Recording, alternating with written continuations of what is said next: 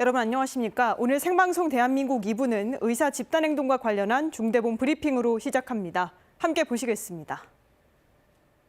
본부 상황관리팀장이 배석했습니다. 이와 함께 신환희 통역사의 수어 통역이 제공됩니다. 먼저 전병왕 제1통제관이 의사 집단행동 중앙재난안전대책본부 회의 결과 등에 대해 설명하겠습니다.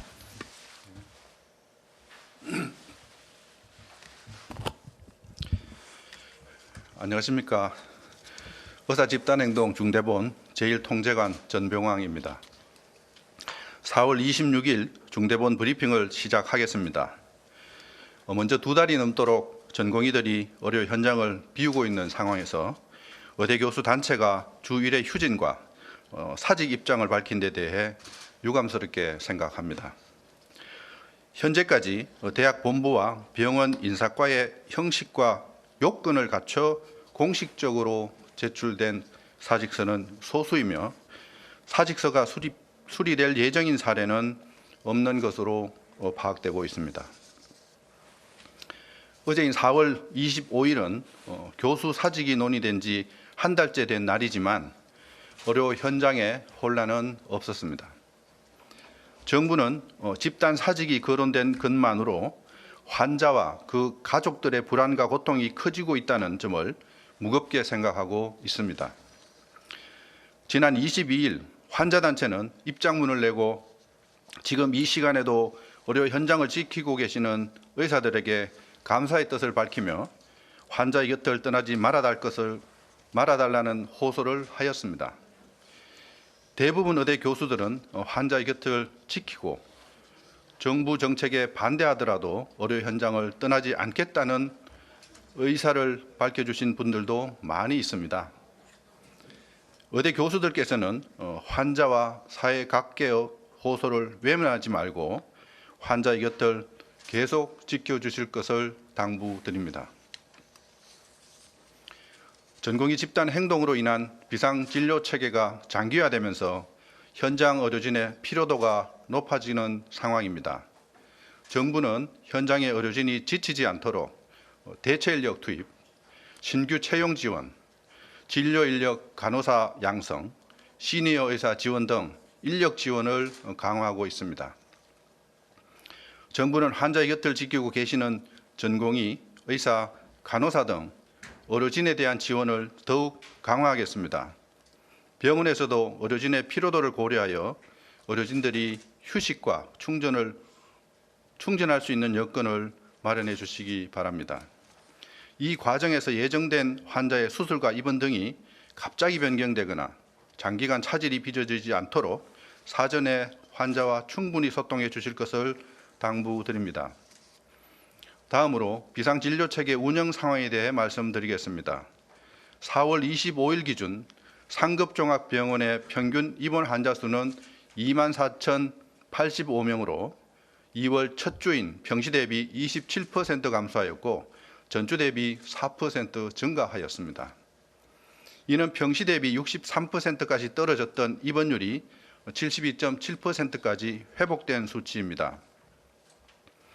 전체 종합병원의 입원 환자는 9만 621명으로 평시 대비 5.6% 감소하였고 전주 대비하면 2.7% 증가하였습니다. 상급종합병원과 종합병원의 중환자실 입원 환자 수는 전주 대비 소폭 감소하였으나 평시인 2월 첫 주와는 유사한 수준을 유지하고 있습니다. 4월 25일 기준 상급종합병원 중환자실 입원 환자는 2,871명으로 전주 대비 0.7% 감소하였으며 평시인 2월 첫 주의 87% 수준입니다. 상급종합병원을 포함한 전체 종합병원의 중환자실 입원 환자 수는 6,982명으로 전주 대비 1.1% 감소하였으며 평시인 2월 첫 주의 95% 수준입니다. 응급실 408개소 중 97%인 394개소는 병상 축소 없이 운영되고 있습니다.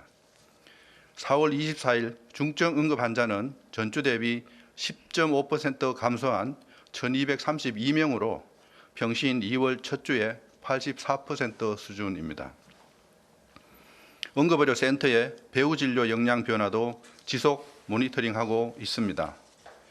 4월 25일 기준 중앙응급의료센터 종합상황판에 안과, 산부인과, 외과 등 일부 중증 응급질환에 대한 진료 제한 메시지를 표출한 기관은 16개소로 전주 대비 2개소 증가하였습니다. 어제 총리께서는 응급환자 이송의 컨트롤타워 역할을 담당하는 충청권 광역응급의료 상황실을 방문해 응급환자 이송과 전원 체계를 점검하였습니다. 총리께서는 응급이송 체계가 효율적으로 작동될 수 있도록 119 구급대와 광역응급의료 상황실 간의 연계를 더욱 강화할 것과 119 구급대의 정확한 이송병원 선정을 위해 각 지자체가 지역별 특성에 맞는 이송 지침을 신속히 마련할 것을 당부하셨습니다. 정부는 앞으로도 응급의료 현장의 상황을 지속 모니터링하여 중증 응급 환자가 제때 적절한 병원으로 이송될 수 있도록 최선의 노력을 다하겠습니다. 오늘 중대본에서는 진료 지연 등 피해 사례에 대한 맞춤형 지원 계획과 실적을 점검하였습니다. 정부는 의사 집단행동 피해 신고 지원센터로 접수된 개별 피해 사례에 대한 지원을 강화하고 있습니다. 먼저 피해 신고 지원센터 전담 인력이 수술, 입원 지연 문제를 해결하기 위해 해당 의료기관에 즉시 연락하여 진료 일정 등을 조율해 주고 있습니다. 타 병원 진료 예약이 필요한 환자의 경우 거주지 인근의 진료협력병원과 전문병원 등의 연락처를 안내하고 있습니다. 암 환자의 경우에는 보다 두터운 지원을 위해 4월 24일부터 암 환자 상담 콜센터를 운영하여 수술 등이 가능한 진료협력병원 안내 등 전문적인 상담이 이루어지도록 하고 있습니다. 콜센터 전화번호는 1877-8126입니다. 1877-8126입니다. 또한 지자체에서는 피해의 중대성과 대응 시급성 등을 고려해서 중점 지원 대상을 선별한 후 처리 상황을 모니터링하고 있습니다. 17개 모든 시도에서는 오늘부로 2명 이상의 피해 지원 전담 인력 배치를 완료하였습니다. 현재까지 피해 신고 지원센터에 접수된 총 693건의 사례 중 조치 완료된 건은 약 81%인 560건으로 입원, 수술, 진료 예약 등이 이루어지도록 조치하였습니다. 현재 조치 중인 133건에 대해서도 지자체와 협업해 신속히 완료할 계획이며 앞으로도 환자가 체감할 수 있도록 맞춤형 지원을 강화해 나가겠습니다. 오늘 중대본에서는 어제 개최된 제1차 의료개혁 특별위원회 결과와 향후 운영 계획을 논의하였습니다. 정부는 의료개혁 특별위원회 출범을 통해 의료개혁 논의를 본격적으로 추진할 계획입니다. 보건의료제도는 1951년 국민의료법 제정을 시작으로 1977년 의료보험 실시, 1989년 전국민 의료보험 도입, 1998년부터 직장 지역 건강보험 통합 등 빠른 시간 내 보건의료 인프라와 제도를 안착시켰지만 그 이후 경제성장, 고령화 등 변화에 대비한 의료개혁은 지체되었습니다. 의료개혁 특위에서는 그간 누적되어 온 구조적, 복합적 문제를 해결하고 큰 틀의 제도 개선을 추진하기로 하였습니다. 특위에서의 향후 의료개혁 방향으로 중증, 소아, 응급 등 꼭 필요한 필수의료 공백을 최소화하기 위한 필수의료 강화, 경증부터 중증에 이르는 어떤 질환도 지역에서 제때 최적의 치료를 받을 수 있도록 하기 위한 지역 완결적 의료체계 확립, 의료 수요 급증과 예방부터 회복, 재활 등 의료 수요 다양화에 대비하는 초고령 사회 적극 대응 등 3가지를 제시하였으며 이를 추진하기 위해 총 11개 과제를 선정하였습니다. 이 중 필수의료 특성을 반영한 정의롭고 충분한 보상을 위한 중증 필수의료 보상 강화와 환자 중증도에 적합한 의료 이용을 정상화하는 의료 전달 체계 개편, 전공의 업무 부담을 덜고 수련의 질을 제고하는 전공의 수련 국가 책임제 도입, 환자는 충분히 보상받고 의료진은 진료에 전념할 수 있도록 하는 의료사고 안전망 구축 등 4대 과제는 우선 논의 과제로 선정하였습니다. 4대 과제는 속도감 있는 논의를 통해 상반기 내 방안을 마련하고 현장에서 체감할 수 있는 변화를 이뤄낼 수 있도록 하겠습니다. 어제 특위에 참여한 위원들은 그간 수십 년간 미뤄진 의료개혁을 제대로 추진할 수 있는 동력과 계기가 마련되었다는 데 뜻을 같이 하였으며 지금의 문제를 조속히 풀고 보건의료의 미래청사진을 제시해야 한다는 데에도 의견을 모았습니다. 구체적으로 의료계 등 각계와 국민께 체감되는 변화가 있도록 우선 추진 과제는 가능한 상반기 내 성과를 낼 수 있도록 하고 제도 간 연관 관계가 높기 때문에 우선순위와 실행 순서를 잘 설정하고 각 정책이 조화를 이루도록 할 필요가 있다는 의견이 있었습니다. 의료 전달 체계를 개선하고 의료 수요 급증과 다양화에 대비하기 위해서는 1차 의료를 살리는 것이 중요하다는 의견과 의료사고 처리 특례법 제정에 대해서는 의료계와 시민단체가 목소리가 균형 있게 반영될 필요가 있다는 의견이 있었으며 당장 눈앞의 보상체계 개선뿐 아니라 중장기적 보상체계 개편 논의, 재정 관리에 대한 논의도 이루어져야 한다는 의견이 제시되었습니다. 현장의 어려움을 고려하여 정원 문제를 빨리 봉합하고 수습하는 노력도 병행해야 한다는 의견도 제시되었습니다. 정부 위원들도 민간위원회 기대감에 부응해 의료개혁과 관련한 인력, 인프라 확충과 전폭적 재정 투자를 추진하겠다고 밝혔습니다. 특위는 의료개혁 논의를 속도감 있게 진행하여 조기에 성과가 나타날 수 있도록 할 계획입니다. 제2차 회의는 5월 둘째 주 초에 개최될 예정이며 전문위원회 구성과 지원 조직 설치도 조속히 완료하겠습니다. 정부는 의료개혁 4대 과제를 차질 없이 이행하고 있습니다. 어제는 건강보험정책심의위원회를 개최하여 제2차 국민건강보험 종합계획의 첫 번째 시행계획인 2024년 시행계획을 심의하였습니다. 이번 시행계획을 통해 정부는 필수의료 분야에 1조 4천억 원 이상을 집중 투자하여 그간 발표된 의료개혁 대책이 차질 없이 추진될 수 있도록 뒷받침할 계획입니다. 특히 각 분기별로 수가 인상 방안을 마련하여 신속하게 추진해 나갈 계획입니다.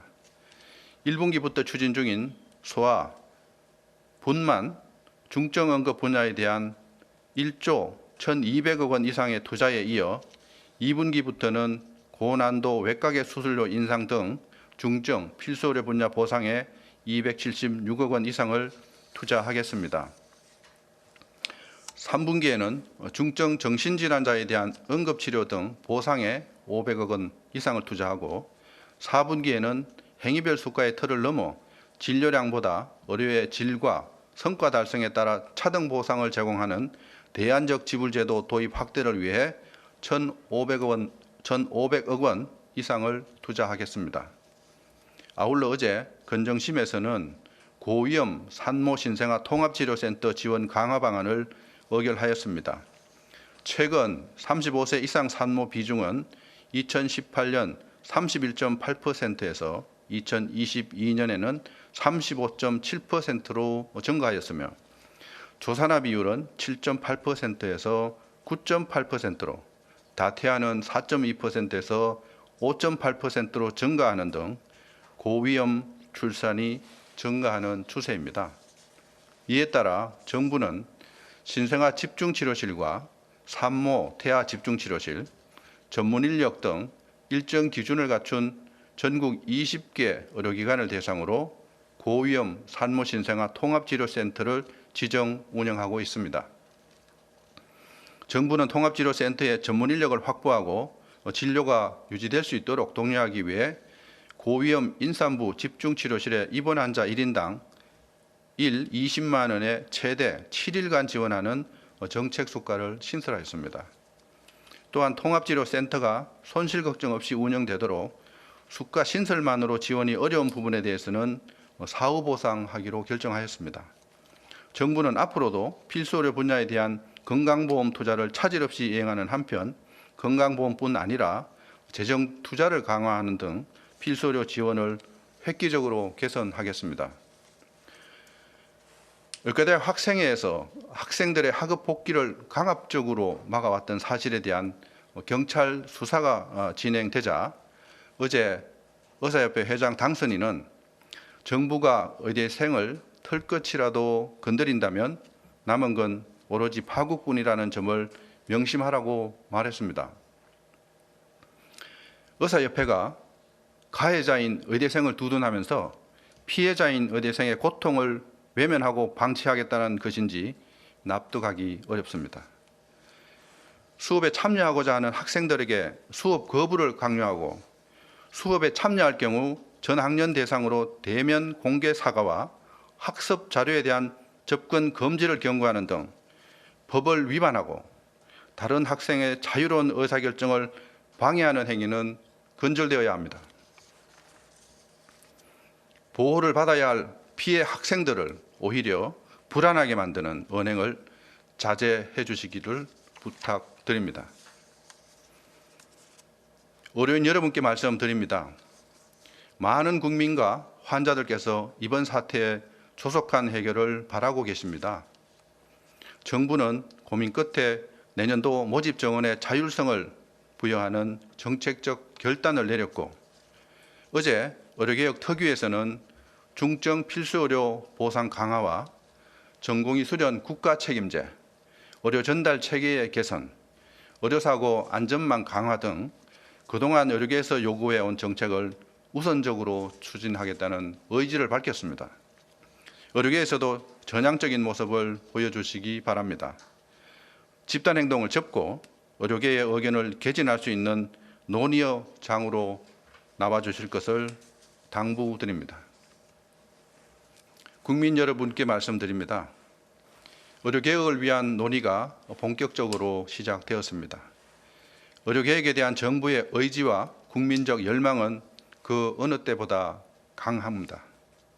정부는 보건의료를 국방 치안과 같은 국가 본질적 기능과 같은 반열에 두고 과감하고 획기적 투자를 하겠다고 그 의지를 밝힌 바 있습니다. 수십 년간 지체되어 온 의료개혁의 적기입니다. 좀 더 일찍 의료개혁이 이루어졌다면 지금과 같은 혼란은 없었을 것입니다. 정부는 의료개혁의 문제를 미래 세대에 전가하지 않도록 책임감 있는 자세로 개혁을 완수하겠습니다. 정부는 의료 현장의 갈등을 조속히 수습하고 지금의 위기를 의료체계 정상화의 계기로 삼을 수 있도록 하겠습니다. 감사합니다. 지금부터 질의응답 시간을 가지겠습니다. 배석자께서는 단상. 네, 중대본은 의대 교수 단체들의 주 1회 휴진 입장에 유감을 표하면서 이제 의료개혁 특별위원회 출범을 통해서 의료개혁을 위한 논의가 본격적으로 시작됐다고 밝혔습니다. 무엇보다도 큰 틀의 제도 개선을 추진한다며 우선 추진 과제 같은 경우에는 상반기 내에 성과를 낼 수 있도록 하겠다고 강조했습니다. 2차 회의는 5월 둘째 주 초에 예정됐다고 설명했는데요. 의료인들을 향해서는 전향적인 모습을 보여달라면서 집단 행동은 접고 논의의 장으로 나와달라고 당부했습니다. 더 자세한 내용은 오늘 오후 7시 KTV 대한뉴스에서 전해드립니다. 오늘의 주요 소식입니다. 오는 29일 윤석열 대통령과 이재명 더불어민주당 대표가 용산 대통령실에서 만날 예정입니다. 대통령실은 민생 경제를 살리고 국정 현안을 푸는 계기가 되길 기대한다고 밝혔습니다. 지난해 한미일 정상회의로 3각 공조체계가 완성된 가운데 미 국무부 부장관은 윤석열 대통령과 기시다 후미오 일본 총리가 노벨 평화상을 받아야 할 대상이라고 강조했습니다. 가격 불안을 보이는 배추와 당근 등 7개 품목에 대해 다음 달 중 할당 관세 0%가 신규 적용됩니다. 정부는 농수산물 유통구조 개선 방안도 신속히 마련하기로 했습니다. 정부가 산불을 빠르게 효과적으로 진압하기 위해 진화 장비 고도화에 나서고 있습니다. 산불 발화점 위치를 미리 감시하고 추적하는 기술도 개발할 계획입니다. 뉴스 첫 소식입니다. 윤석열 대통령과 이재명 더불어민주당 대표가 오는 29일 용산 대통령실에서 만날 예정입니다. 홍철호 대통령실 정무수석은 이 대표로부터 많은 이야기를 듣고 싶다는 윤 대통령의 뜻과 의제와 상관없이 신속히 만나겠다는 이 대표의 뜻에 따라 양측이 차담 회동을 진행하는 데 합의했다고 전했습니다. 또 이번 회담을 통해 민생 경제를 살리고 여러 국정 현안을 푸는 계기가 되길 기대한다고 밝혔습니다. 윤석열 대통령은 임기 종료로 공석인 고위공직자범죄수사처장 후보자에 오동훈 변호사를 지명했습니다. 오 후보자는 수원지방법원 성남지원 부장판사 등을 역임하며 법원에서 20여 년간 다양한 재판 경험과 전문성을 쌓았다고 대통령실은 소개했습니다. 대통령실은 공수처장 후보 추천위가 추천한 복수 후보에 대해 여러 의견을 청취하고 공정과 신뢰 등을 고려해 신중히 결정했다며 신속히 국회에 인사청문을 요청할 계획이라고 밝혔습니다. 자, 지난해 한일 정상회담에 이어 한미 정상회담이 열리고 또 8월에는 역사적인 한미일 정상회의로 이어지면서 한미일 삼각 공조 체계가 완성됐는데요. 미국 고위 관료는 이런 흐름이 인도태평양 지역에 엄청난 변화를 가져왔다며 특히 한일 정상의 결단은 노벨 평화상감이라고 평가했습니다. 최영은 기자입니다. 지난해 한일 정상회담 직후 미국 워싱턴 DC에서 열린 한미 정상회담. 한미동맹뿐만 아니라 한미일 삼각공조를 구축하는 계기가 됐습니다. 한일 한미 정상회담에 이어 8월 캠프 데이비드에서 열린 사상 첫 단독 한미일 정상회의로 가는 시나리오가 만들어진 겁니다. 바이든 대통령은 특히 한일 관계 정상화를 위한 우리 정부 조치를 강력히 지지했으며 우리 두 정상은 한미일 3국 협력 강화를 위한 노력을 지속하기로 했습니다.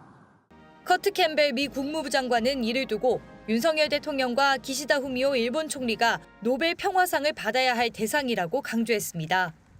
한일 정상은 앞서 지난해 10월 미국 존 F 케네디 재단이 수여하는 올해 용기 있는 사람들 상을 수상하기도 했는데 이 두 사람이 한일 관계를 넘어 인도태평양 지역 등 국제 무대에 엄청난 변화를 가져왔다고 평가한 겁니다.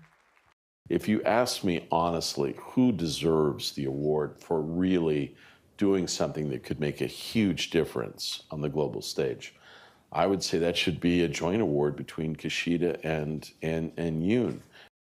한미 정상회담은 한미 관계가 역대 최대 수준에 이르게 하는 계기가 됐다는 평가도 나옵니다. 지난달 방한한 미 상하원 의원단은 윤 대통령을 만나 이같이 말하며 윤 대통령이 정치적 위험을 감수하고 한미일 관계를 개선했다고 밝혔습니다. 이 같은 한미일 공조와 강화의 중요성은 최근 발표된 미 싱크탱크의 보고서에서도 언급됐습니다. 미국 전략국제문제연구소 CSIS는 한국과의 협력 확대가 미일 동맹 강화를 위한 전략이라고 설명하며 지난해 한미일 정상회의를 계기로 마련된 3자 대화 구조에 이어 앞으로는 3국 작전 단위에서 공식 연계가 필요하다고 분석했습니다. KTV 최영은입니다.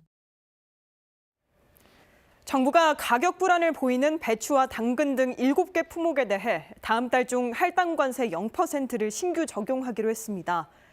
농수산물 유통구조 개선 방안도 조속히 마련해 발표하기로 했습니다. 신국진 기자입니다. 비상경제 차관회의 겸 물가관계 차관회의를 주재한 김병환 기획재정부 1차관은 내수 회복과 민생 안정을 위해 물가 안정이 중요하다고 강조했습니다. 그러면서 회의에서는 물가 안정을 위해 농산물 등 7개 품목에 대해 다음 달부터 할당 관세 0%를 신규 적용하기로 했습니다. 해당 품목은 최근 가격 불안을 보이는 배추와 양배추, 당근과 포도, 마른 김과 조미김, 코코아도 등입니다. 김 차관은 4월 들어 오이, 애호박, 수입 소고기, 갈치 등을 중심으로 농축수산물 가격이 전반적인 하락세라고 설명했습니다. 그러면서 전국 116개 농수산물 유통 현장을 점검한 결과를 바탕으로 농수산물 유통 구조 개선 방안을 조속히 마련해 발표하겠다고 설명했습니다. 최근 가공식품과 생필품 등 일부 가격 인상 움직임에 대해선 관련 업계가 물가 안정에 동참할 수 있는 여건을 만들고 불공정 행위는 단호하게 대응하기로 했습니다. 정부의 원가 부담 경감 지원 등과 연계하여 관련 업계가 물가 안정에 동참할 수 있는 여건을 만들어 나가되 담합 등 불공정 행위에 대해서는 단호하게 대응해 나가겠습니다. 앞서 발표된 1분기 GDP 성장률에 대해선 성장의 내용 면에서도 민간 주도 성장, 내수 수출 균형 성장의 역동적이고 모범적인 모습이라고 평가했습니다. 그러면서 외국계 금융기관들을 중심으로 올해 한국의 연간 성장률 전망도 상향 조정하는 분위기라고 설명했습니다. 역동 경제의 한 축인 사회 이동성 개선 방안에 대해서는 청년 취업 전 과정에 걸친 맞춤형 고용 서비스 제공 등 주요 정책 과제를 구체화하겠다고 강조했습니다. KTV 신국진입니다. 본격적인 봄철을 맞아 건조한 날씨에 잦은 바람까지 동반되면서 대형 산불 위험이 높아지고 있는데요. 정부가 산불을 빠르고 효과적으로 진압하기 위해 특수 차량, 입는 로봇 등 진화 장비 고도화에 나서고 있습니다. 박지선 기자의 보도입니다. 다목적 산불 진화 차량이 산불 현장으로 빠르게 진입합니다. 이어 거센 물줄기를 쏟아냅니다. 봄철 건조한 기후 탓에 산불 위험이 커지고 있는 가운데 산불 진화에 특화된 혁신 제품 시연회가 열렸습니다. 차체와 부품 모두 100% 국산화에 성공한 다목적 산불 진화 차량은 기존 진화 차량보다 2.5배나 많은 2,000리터의 물을 담을 수 있고 고압 송수 펌프로 1km 떨어진 곳에서도 물을 끌어올 수 있습니다. 자동 심장 충격기와 산소 공급기 등 구급 장비들을 탑재하고 있는 것도 특징입니다. 초기 응급처치까지 가능해 현장 대응 능력이 높아진 겁니다. 다목적 진화 차량은 성능 평가를 마친 뒤 보급될 예정입니다. 연구 개발 비용만 2억 원이 투입된 웨어러블 로봇도 소개됐습니다. 근력 보조기기로 대원들이 진화 작업 때 착용하면 무거운 진화 장비를 쉽게 운반하는 데 도움을 줍니다. 근 피로도 38%, 근력 소모 36%까지 낮춰 경사진 현장도 쉽게 오르내릴 수 있도록 돕습니다. 또 위성 항법 장치 GPS가 탑재돼 있어 대원들의 실시간 위치 파악이 가능해 야간 산불 진화에 특히 도움이 될 전망입니다. 웨어러블 로봇은 올해 하반기 중 대형 산불 위험 지역을 중심으로 보급될 예정입니다.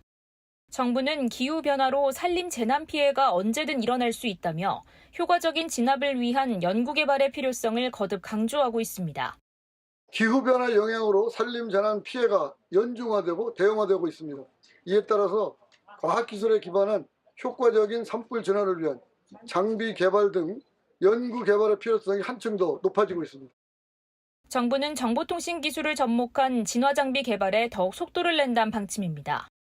공중에서 소와 약재를 뿌려 잔불까지 진압이 가능한 드론도 개발돼 시범 보급을 앞두고 있으며 산불 발화점 위치를 미리 감시하고 추적하는 기술 등도 2026년까지 개발할 계획입니다. KTV 박지선입니다.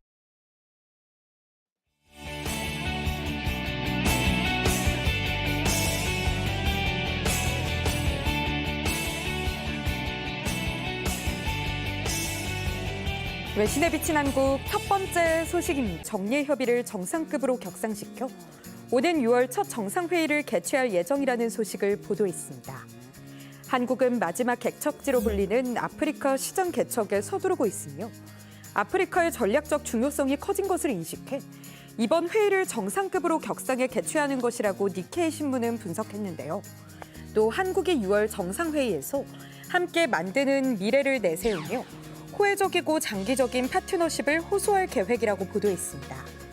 아울러 후발주자이긴 하지만 한국의 아프리카 진출 기업 수는 일본과 거의 비슷하며 원조에서 투자로의 전환에 어려움을 겪는 일본을 추격할 가능성이 크다고 분석했습니다. 이번에는 문화 소식 살펴봅니다.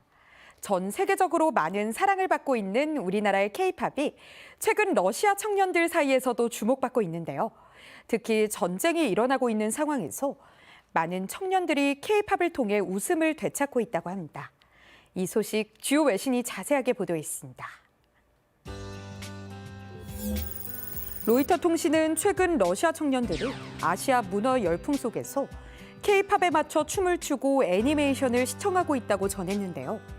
먼저 러시아는 중국과 긴 국경을 맞대고 있으며 오랫동안 동아시아와의 문화적 유대를 키워왔다고 소개했습니다. 특히 우크라이나 전쟁 발발 이후 러시아에 대한 제재 조치로 러시아에서 서구 문화 상품에 접근하기가 더 어려워지면서 러시아 청년들은 엔터테인먼트를 경험하기 위해 한국과 중국, 일본 등의 국가로 눈을 돌리고 있다고 보도했는데요. 이렇게 한국 문화에 대한 관심이 점점 커지면서 러시아의 K-팝 댄스 스쿨인 스튜디오 GSS는 연례 학생 콘서트, 우승자에게 상품을 수여하는 댄스 배틀 등 K-팝과 관련한 대규모 행사를 개최하고 있다고 전했습니다. 또 K-팝 열성 팬을 위한 한국 투어도 조직하고 있다고 밝혔습니다. 다음 소식입니다. 맛도 있고 조리도 간편한 우리나라의 인스턴트 라면들은 전 세계적으로 큰 인기를 얻고 있는데요. 그중에서도 최근 까르보 불닭볶음면이 수많은 미국인들의 입맛을 사로잡았습니다. 까르보 불닭볶음면의 인기에 대해 주요 외신도 집중 조명했습니다. 뉴욕타임스는 불닭 까르보나라를 손에 넣는 행운을 빌며라는 제목으로 까르보 불닭볶음면의 인기에 대해 조명했습니다. 먼저 밝은 분홍색 포장지에 담긴 맵디 매운 한국산 인스턴트 라면 불닭 까르보나라가 온라인 입소문을 타고 오프라인에서 날개 돋친 듯 팔리고 있다고 소개했는데요. 미국에서 아마존과 월마트 등의 대형 소매업체는 물론 한국 식료품점에서 판매되지만 구매하기 어렵다는 글이 인터넷에 가득하다고 전했습니다. 특히 이 라면이 인기가 많은 이유는 인스턴트 라면의 틀을 깨고 까르보나라라는 고급스러운 맛으로 접근성을 높였고 자유로운 레시피 변형이 가능하며 사진으로 남기기도 좋기 때문이라고 뉴욕타임스는 분석했는데요. 더불어 거의 아무런 노력을 들이지 않고도 쉽게 만들 수 있는 요리라 더욱 매력적이라며 콘텐츠 크리에이터 셋이 영의 발언을 인용해 보도했습니다. 마지막 소식입니다. 우리나라의 저출산 위기가 점점 심각해지고 있는데요. 출산율의 선행지표인 혼인율 또한 계속해서 하락하는 것으로 나타났습니다. 최근 불교계가 이 위기를 극복하고 미혼 남녀들이 만날 수 있는 기회를 확대하기 위해 젊은이들의 만남을 주선하는 프로그램을 진행했는데요. 이 특별한 프로그램에 대해 주요 외신도 관심 있게 보도했습니다.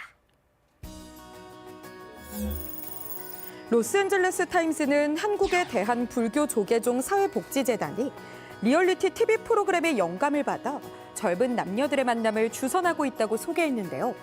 이들은 사회적 결속을 증진한다는 조계종 사명을 이행하기 위해 남녀의 만남을 주선하는 나는 절로 프로그램을 시작했고 벌써 3회째를 개최했다고 전했습니다. 로스앤젤레스 타임스는 한국 불교계의 이번 행사가 8쌍의 부부를 탄생시키고 전국적인 지지를 얻은 만남 주선 리얼리티 TV 프로그램 나는 솔로를 모델로 삼아 만들어졌다고 보도했는데요. 2030 미혼 남녀들이 1박 2일 동안 사찰에 머물면서 서로 알아가는 시간을 가졌으며 보건복지부도 혼인율 하락과 저출산 문제를 해결하기 위해 사업비 일부를 지원했다고 전했습니다. 지금까지 외신에 비친 한국이었습니다.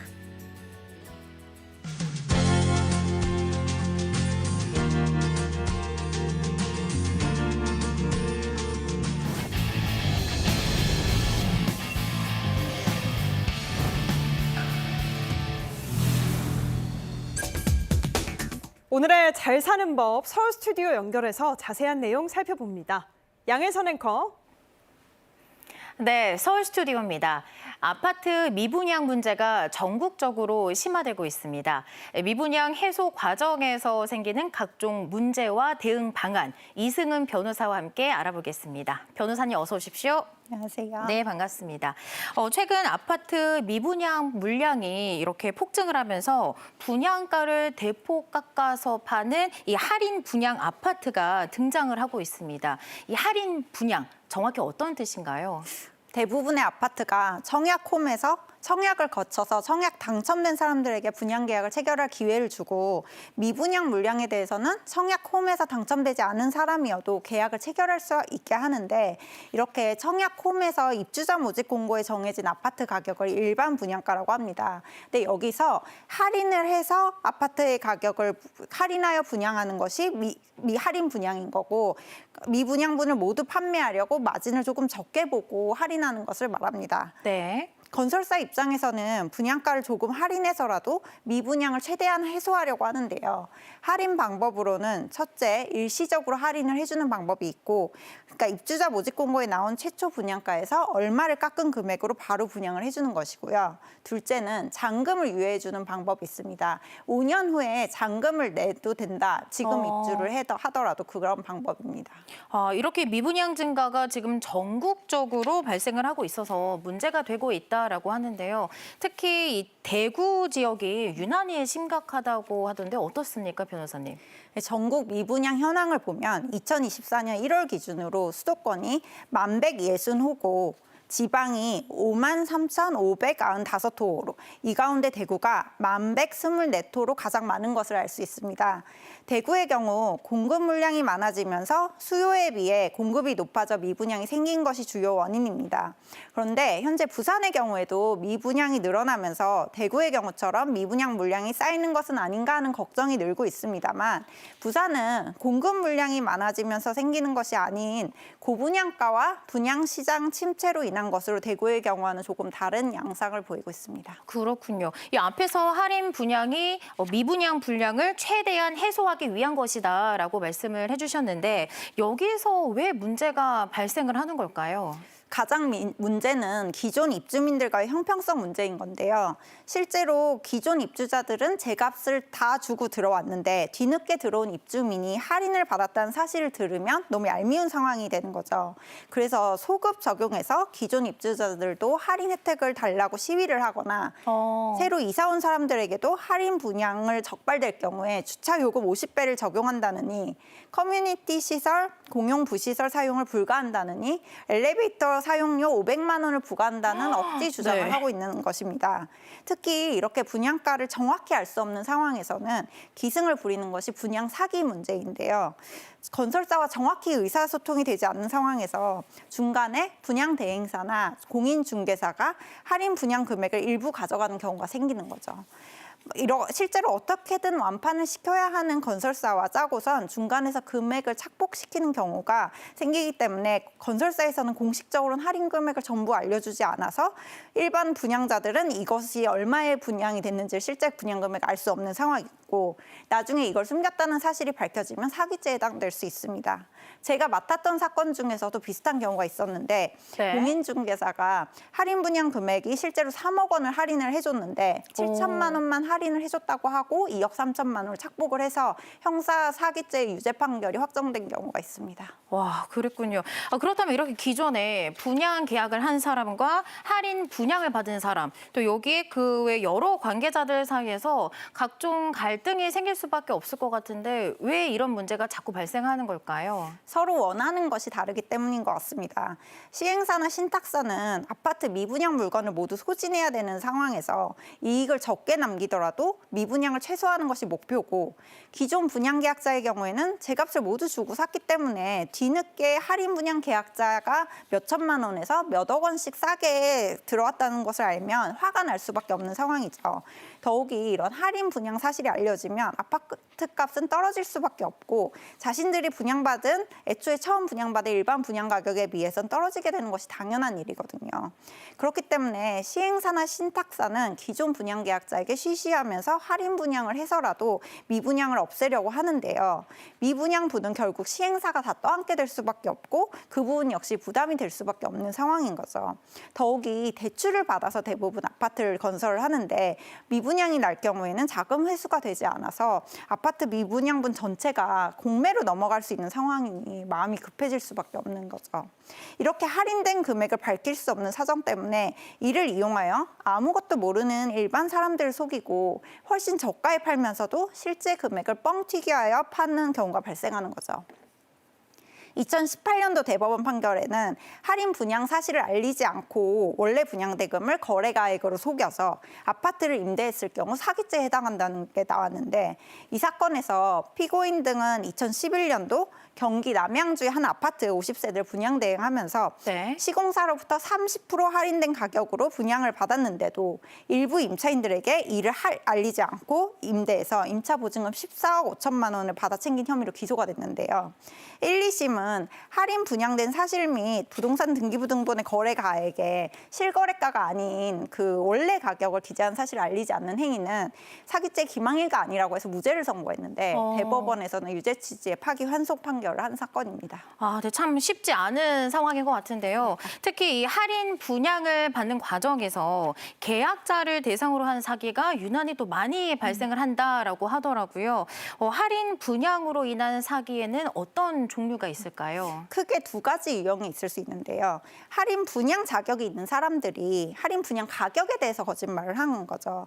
한편으로는 할인 분양할 자격도 없는 사람들이 자기가 자격이 있는 것처럼 거짓말 치면서 분양받을 수 있는 것처럼 돈을 받고 잠적하는 경우가 있는데요. 실제로 할인 분양 자격이 있는 사람들이 가격에 대해 뻥튀기 하는 경우는 그래도 피해자들이 아파트를 분양받을 수가 있는데 실제로 그 자격이 없는 사람들이 그 분양을 하는 경우에는 돈을 받고 잠적을 하기 때문에 이것을 누가 배상을 해줘야 되는 것에 대해서는 굉장히 지루한 법정 싸움이 예상이 됩니다. 그렇군요. 자, 이렇게 미분양 문제로 인해서 할인 분양을 하면서 입주자들에게 소급 환불이 되지 않는 사례도 있습니다. 영상으로 먼저 보시죠. 시행사에서 기존 계약자들에게 분양가가 떨어지면 변경 조건을 소급 적용해 환불해주겠다는 약속을 했습니다. 그런데 얼마 지나지 않아서 아파트를 공개 매각한다는 현수막이 걸렸죠. 이렇게 되면 기존 계약자들은 화가 날 수밖에 없는 상황인데요. 시행사에서는 할인 분양이 아닌 대출금 회수 과정이라며 일축했습니다. 변호사님, 이 사례에서는 어떤 점이 문제가 되었고 또 기계약자들은 어떻게 손해를 보는 건지 좀 궁금하고요. 또 법적으로도 이 상황이 좀 문제가 되는 걸까요? 실제로 이 사건의 경우에는 할인 분양할 경우 할인한 금액만큼 기계약자들에게 환불해준다는 특약까지 계약서 조항에 넣은 사안인데요. 네. 아파트 공개 매각에 대해서 과연 할인 분양이 아니라는 시행사 측 입장이 있고 입주자 비대위 입장은 이것도 할인 분양이다라는 입장인 거죠. 이게 대립되는 경우고 그런데 공개 매각은 입찰 방식을 취하기 때문에 유찰이 될 경우에는 어쩔 수 없이 매매가가 떨어질 수밖에 없는 상황이고요. 시행사 측에서는 공매로 넘길 수밖에 없는 것이 결국 PF 대출 연장에 실패하면서인데요. 원금을 갚을 수 없게 되자 공개 매각을 하게 된 것이고 기존 아파트 분양자들은 원금보다 훨씬 싼 가격에 아파트가 공매에 붙여지면서 아파트 가격 방어를 할 수 없는 상황에 봉착을 하게 된 것입니다.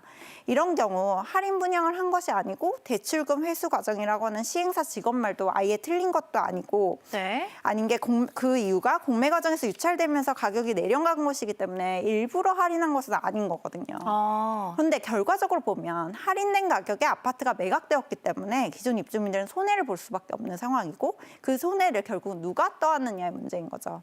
기존 계약서 특약이 정해져 있다고 하더라도 시행사 측에서는 할인된 분양이 아니라고 할 것이고 결국은 법정에 갈 수밖에 없습니다. 공개 매각되어 아파트 가격이 떨어진 것을 시행사 측에서 책임지기로 한 할인 분양으로 볼 수 있을 것인지에 대해서는 법원의 판단을 기다려야 했고 그때까지는 수년을 기다려야 할 것입니다. 알겠습니다. 앞에서와는 조금 다른 사례인데요. 분양 사기와 관련된 사례 영상으로 먼저 보고 오겠습니다. 현재 그린벨트로 묶여있는 지역이지만 곧 풀린다고 하면서 조합원을 모집했습니다. 누구는지 혹할 만한 조건이다 보니 피해자가 늘어났는데요. 하지만 그린벨트를 풀 수도 아파트를 지을 수도 없는 땅이었고 결국 피해자들은 그 손해를 고스란히 떠안아야 했습니다. 변호사님, 이런 상황에서는 거래를 할 때 어떤 문제가 생기는 거고 또 협동조합은 대체 무엇을 근거로 이렇게 사기를 치는 걸까요? 이 상황은 앞에서 본 미분양분 할인 분양과는 좀 다른 맥락인데 어떻게 다르냐면 할인 분양 이슈는 분양이 가능한 아파트의 금액을 속이는 것이라면 이 영상에서는 허가받을 수 있는 땅이라고 속이는 것이 애초에 아파트를 지을 수 없는 땅에 아파트를 지을 수 있다고 거짓말하는 것으로 불가능한 것을 가능하다고 하는 점에서 죄질이 훨씬 나쁘다고 할 수 있습니다. 실제로 사기죄에서 기망행위를 어떻게 판단하냐고 하면 만약 피해자가 실제로 기망의 대상이 된 사실을 알았더라면 계약을 하지 않았을 것이라는 것으로 판단을 하는데 당연히 허가받을 수 없는 땅이라면 계약을 체결하지 않았을 것이겠죠. 그럼요. 죄질이 특히 나쁜 사람들인데 일반인들이 특히 법적 규제, 이 허가에 무지하다는 점을 이용을 한 거고요. 실제로 이런 사안은 구청이나 시청에 물어보면 금방 확인이 가능한 일인데 자신들의 말만 믿는다는 걸 악용을 한 거죠. 이럴 경우 그린벨트 해제와 같이 법적 허가와 관련된 문제는 그 구역 부동산을 관할하는 구청이나 시청 소관이기 때문에 담당 공무원에게 전화를 해보시면 금방 그들의 거짓말이 들통날 것입니다. 말씀 들어보면 정말 꼼꼼하게 확인을 해야 될 것 같은데요. 자, 기존 계약자도 또 할인 분양을 받는 계약자도 누구든지 언제든 피해자가 될 수 있을 것 같다라는 생각이 듭니다. 자, 법적으로 피해 규제를 받을 수는 있을까요, 변호사님? 사실 물건을 할인해서 파는 것은 사람의 마음이죠. 정가에 산 사람은 미리 그 물건을 선점해서 더 빨리 이익을 누린다는 것에 이점이 있는데 네. 사실 아파트 같은 부동산의 경우 빨리 사나 늦게 사나 크게 이득을 보는 것이 없다는 점에서는 오히려 오르는 부동산을 늦게 살 경우에 더 비싸게 살 수밖에 없는 경우이기 때문에 이 사건에서처럼 늦게 사는 사람이 더 싸게 산다는 점에서는 기분양자들이 피해자가 되는 구조입니다. 어떻게 보면 법적 구제받을 수 있는 방법은 없습니다. 이건 시장 경쟁의 논리이기 때문에 시행사가 이를 보장해 주는 것은 아까 말씀한 것처럼 특약이 있는 계약상 책임에 관한 것이지 법적으로 책임을 묻기는 쉽지 않을 것이고요. 다만 뭔가 금액을 속인다거나 자기의 권한을 속인다는 경우와 같이 사기가 있다면 그에 따른 불법 행위 책임은 물을 수 있을 것 같습니다. 그렇군요. 자, 아무리 신중해도 누구나 당할 수 있을 것 같은데요. 할인 분양 사기를 피할 수 있는 이런 예방 방법 어떤 게 있을까요?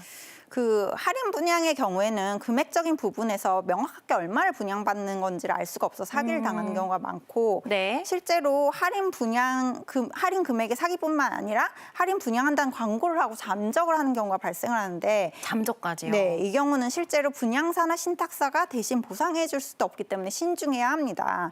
그렇기 때문에 공공기관부터 시행사, 시공사의 모든 면을 알아보고 계약을 체결을 해야 하고 한번 계약서에 서명 날인을 하면 돌이킬 수 없기 때문에 서명 날인은 굉장히 신중하게 하셔야 합니다. 네. 그리고 제가 지켜본 결과 지금 안 하면 절대 안 된다. 다 완판된다 하는 곳은 절대로 그런 적이 없어요. 네. 오히려 완판이 될 곳이었다면 진즉에 완판이 되었겠죠. 할인 분양까지 가진 않았겠죠? 저한테까지는 오지 않았겠죠. 네. 그렇기 때문에 충분히 알아볼 시간이 있기 때문에 그걸 잘 활용하셨으면 좋겠습니다. 조급해할 필요가 없다. 알겠습니다. 자, 시행사 계약자, 할인 분양 계약자 등 다양한 이해관계가 얽혀있는 상황에서 피해를 보는 사람들이 발생합니다. 계약 조건 등을 꼼꼼히 살펴보고 신중한 부동산 계약하시길 바라겠습니다.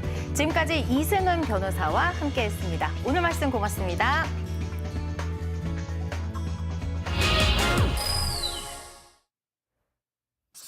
브리핑을 키워드로 풀어보는 시간 브리핑 인사이트입니다. 오늘 살펴볼 브리핑은 다음과 같은데요. 대통령실 브리핑부터 살펴보겠습니다. 우리나라 1분기 GDP 성장률이 1.3%로 집계됐습니다. 2021년 이후 2년여 만에 최고치를 기록한 겁니다. 특히 이번 성장률은 우리 경제의 중심인 수출뿐만 아니라 민간 기여도가 컸다고 대통령실은 평가했습니다. 재정 주도가 아니라 민간이 전체 성장률에 온전히 기여했다는 점에서 민간 주도 성장의 모습입니다. 참고로 말씀드리면 경제 성장률 전기 대비 1.3% 가운데 민간 기여도가 1.3%포인트 전체를 차지하고요. 정부 기여도는 0%포인트로 나타났습니다. 즉 이번 경제 성장은 정부 재정에 의존한 게 아니라 민간 주도로 이루어졌다는 건데요. 국민들의 소비 심리가 조금씩 회복되면서 경제 성장률 대부분이 민간에서 이루어진 걸로 분석됩니다. 특히 수출과 내수가 모두 성장했다는 점이 눈에 띄는데요. 그동안 IT 제품을 중심으로 수출은 계속 회복세를 보이고 있었지만 여기에 더해 내수도 반등하면서 경제 성장률이 높아진 걸로 보입니다. 이번 1.3% 성장률 가운데 순수출 기여도는 0.6%포인트, 내수 기여도는 0.7%포인트인데요. 각각 절반 정도씩을 차지하며 상당히 균형 잡힌 회복세를 보였습니다. 한국은행은 하반기에도 이런 개선 흐름이 이어질 걸로 예상하고 있는데요. 대통령실도 당초 예상한 전망치인 2.2%를 넘지 않을까 예측하고 있습니다. 물론 이제 아직 금년도 전망치를 말씀드리기는 어렵지만 당초 예상했던 2.2%는 넘어서지 않을까 전망할 수 있을 것 같습니다. 이미 글로벌 IB 등을 비롯해서 국내외 전망 기관들도 금년 우리 경제 성장의 전망치를 상향 조정하고 있습니다. 정부는 이런 변화가 우리 경제 성장의 선명한 청신호라고 평가했는데요. 수출 의존도가 높은 우리 경제가 내수 성장세도 계속 이어갈 수 있을까요? 추이를 지켜봐야겠지만 현재로서는 우리 경제의 긍정적인 신호로 해석됩니다. 이어서 중소벤처기업부 브리핑 살펴봅니다. 중기부가 다음 달 5월부터 중소기업과 소상공인을 위한 행사를 진행한다는 내용입니다. 높은 장바구니 물가로 소상공인들의 어려움은 여전합니다. 앞서 보신 브리핑에서처럼 경제가 성장하려면 수출뿐만 아니라 내수 성장도 중요한데요. 중기부가 민간 소비를 촉진해 중소기업과 소상공인 그리고 국민 모두가 행복할 수 있는 캠페인을 준비했습니다. 2024년 첫 행사인 5월의 동행축제는 가정의 달과 중소기업의 주간에 맞추어 가족과 함께하며 고마운 분에게 따뜻한 마음을 전하는 계기가 되고 중소기업 소상공인에게는 활력을 불어넣는 캠페인이 되도록 준비하고 있습니다. 올해로 5년 차를 맞은 동행축제. 어려움을 겪는 소상공인을 위해 정부가 2020년부터 진행하고 있는 대규모 소비 촉진 행사인데요.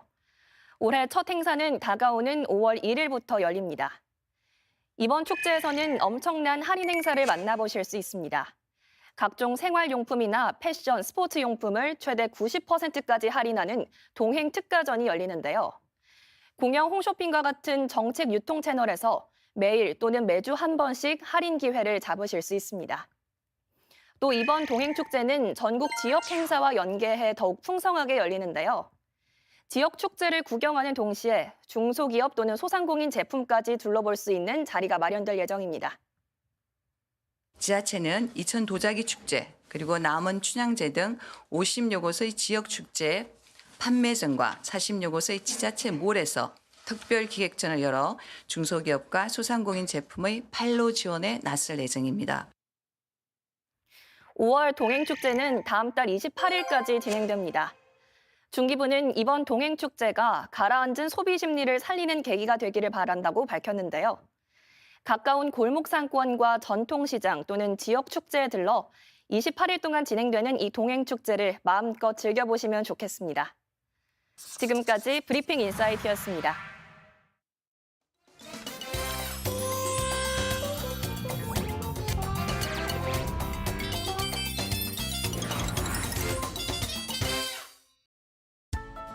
오늘은 봄철에 많이 발생하는 다양한 안전사고 예방 꿀팁을 알려줄게.